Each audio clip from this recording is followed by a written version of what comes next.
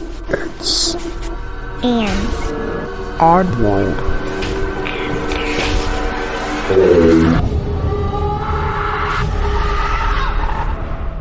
Hey oddballs, I'm your host Jensen, and welcome to episode 48. I just wanted to say, if I haven't said it before, which I think I have, but I just really appreciate all you guys. I've continued to have a lot of really good feedback, and it just makes me feel really good when you guys tell me that you guys enjoy the show. I don't know. I'm being cheesy, I know. Also, just wanted to say that sometimes I don't always ask questions about stories. I just kind of let it happen and let my brain decide what the paranormal activity could be or what my thoughts are. But on some of these stories, I reach back out because the one last week, especially about the cuts in the faces, I reached back out to that person and I was like, I really just realized that whole situation is terrifying. Are you okay? Like, I mean, I get to reading all of your paranormal stories and I love every single one of them. Sometimes I don't really realize the situation until I'm rereading it out loud. And then I'm like, holy shit, that is so scary for this person or that person, whomever. It's scary. And these are people's real life stories. And I think that's just something else that you kind of have to keep in mind. Like, while this is for entertainment purposes, it's also for people to tell their story and get their story heard so that they can also get help, hopefully, if they need it. But anyhow, we're going to go ahead and move on because today is May 31st. It's the last day of May. And it's also you May 31st baby's birthday. So you know what that means. It's time to read from the birthday book. And here we go. Happy birthday! Many of those who do not know them well can be bewildered by the apparent inconsistency of those born on this day. They can be enthusiastic about a new venture at one moment and almost doctrinaire in their upholding of traditional values at the next. Similarly, their tendency to alternate between exuberant optimism and dark pessimism can make these people difficult to know and understand. Such seemingly conflicting patterns of behavior reflect their prodigious imaginative power, a gift that can have both positive and negative influences. While their strong imagination endows May 31st people with enormous innovatory potential, it also bestows on them the ability to see all sides of an issue, thereby sometimes making them indecisive or reluctant to take potentially disastrous risks, instead opting for the safer, more static option. Yet once convinced of the veracity of a particular course of action, May 31st people will typically pursue it with directness and great capability, devising ingenious means of overcoming any obstacles in their path, and gearing themselves towards influencing others by their work and vision. Because they are independent in both thought and action, those born on this day fare best when unconstrained by the rules and regulations of others. They are especially attracted to artistic pursuits, but may find fulfillment when engaged in humanitarian work.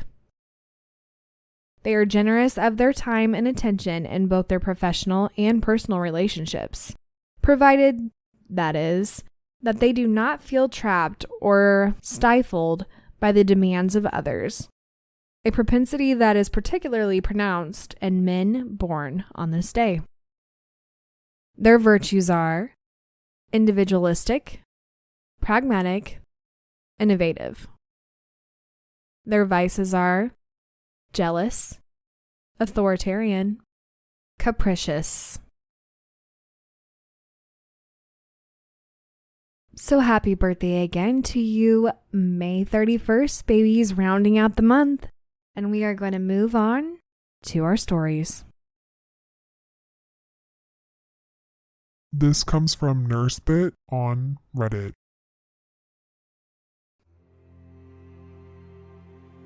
I live in the UK and have been a qualified nurse since 2018.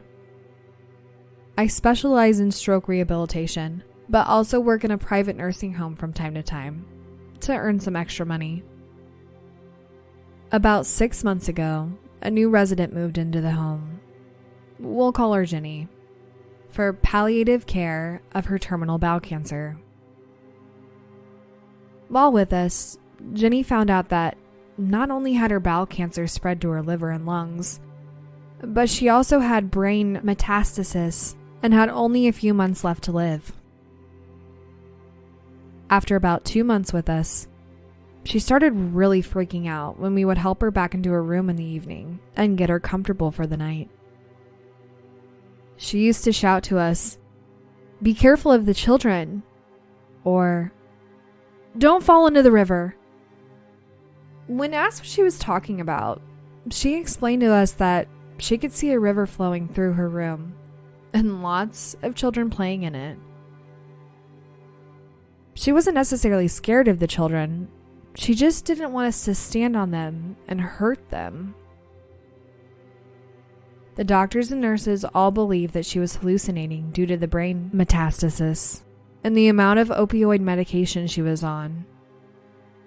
And we all made sure we didn't stand where she was pointing to, so we didn't stand on the children that she could see.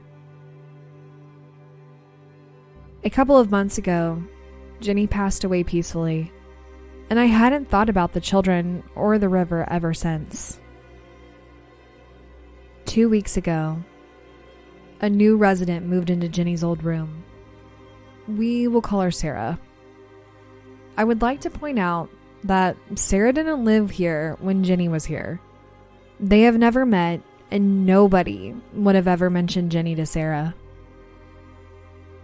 Sarah's first week with us passed, and she was settling in well until the other night, when we tried to take her back to her room for the night, and she refused. She said she was not ever going back in that room because she couldn't sleep due to all the noise, and she didn't like how close they all got. We asked her what she meant, as the home was very quiet at night, and she said, "Jenny." I froze.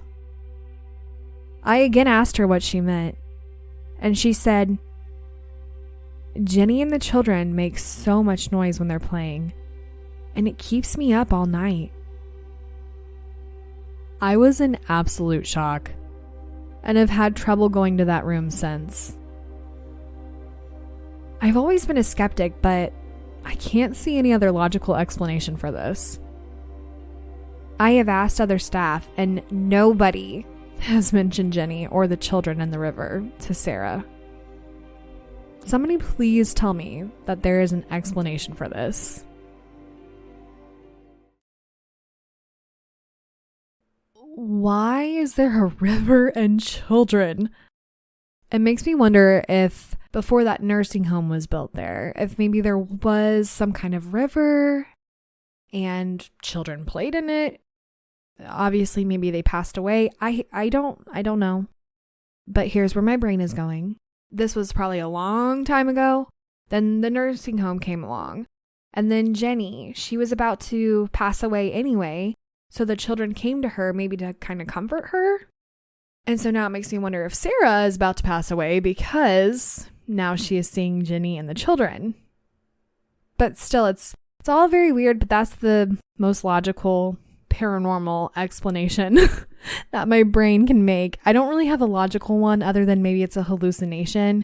Maybe Jenny is the paranormal part, but the children and all that are the hallucination, and she's making Sarah hallucinate. I don't know. I'm really going pretty far out on this one, but I'll stop. I'll let you think about it. And if you have an idea, let me know. And we're going to move on to the next story. This comes from Miko Gamer 2 on Reddit.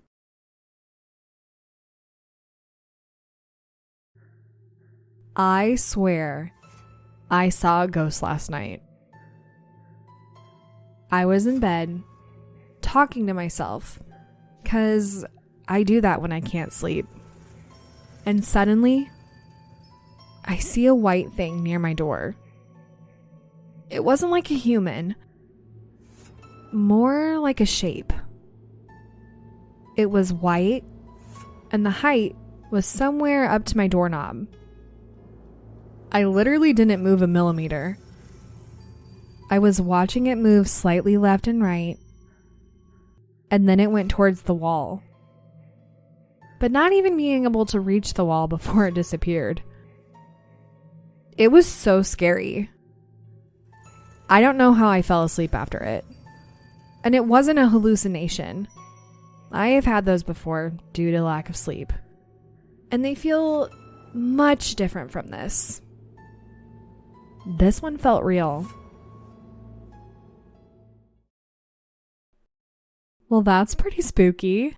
The fact that they have had hallucinations before and they seem to know the difference is kind of reassuring that it is a paranormal thing. I don't know what. It's almost like it's a short lady in white or a half of a lady in white. I don't know. I know they're saying it's not human, but more like a shape. Maybe it's like alien. I don't know. I mean, has this ever happened to any of you guys? Please let me know.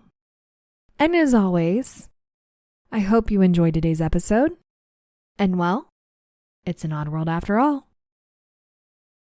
Oddballs. Go follow us on It's an Odd World After All podcast on Instagram and Facebook.